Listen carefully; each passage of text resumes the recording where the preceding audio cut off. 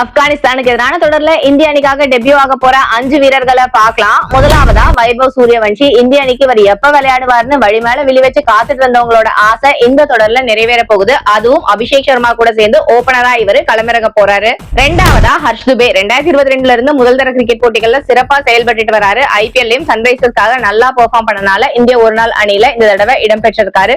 3 போட்டிகள் கொண்ட தொடர்ல குறைஞ்சது ஒரு போட்டியிலேயாவது இவருக்கு விளையாட வாய்ப்பு கிடைக்கும். மூணாவதா பிரின்ஸ் யாதவ். ஐபிஎல் லக்னோ அணிக்காக விளையாடுற இவரு தன்னோட துல்லியமான பந்து வீச்சால எதிரணி வீரர்களை திணறடிச்சாரு. 2027 உலகக்கோப்பையை கருத்துல கொண்டு இப்ப இவருக்கு இந்திய அணியில வாய்ப்பு கிடைச்சிருக்கு. இந்த சீரீஸ்ல பும்ரா இல்லாத நிலையில அவருடைய இடத்தை இவர் நிரப்ப நிறையவே வாய்ப்புகள் இருக்கு. நாலாவதா குர்னூர் பிரார். வேகப்பந்து வீச்சாளரான இவர் ஐபிஎல்ல குஜராத் டைட்டன்ஸ் அணிக்காக விளையாடுறாரு. ரஞ்சி கோப்பை மற்றும் லிஸ்டிய கிரிக்கெட் போட்டிகள்ல சிறப்பா செயல்பட்டு இப்ப இந்திய அணியில இடம் பிடிச்சிருக்காரு. 3 ஃபாஸ்ட் பவுலர்ஸோட இந்திய அணி விளையாடுவாங்க. அதனால இவரும் இந்த சீரீஸ்ல டெபியூ ஆகலாம். அஞ்சாவதா மானவ் சுந்தர். இடது கை ஸ்பின்னரான இவரை ஜடேஜாவுக்கான ரிப்ளேஸ்மெண்டா ஆப்கானிஸ்தானுக்கு எதிரான தொடர்ல களமிறக்கி இருக்காங்க இந்திய அணி.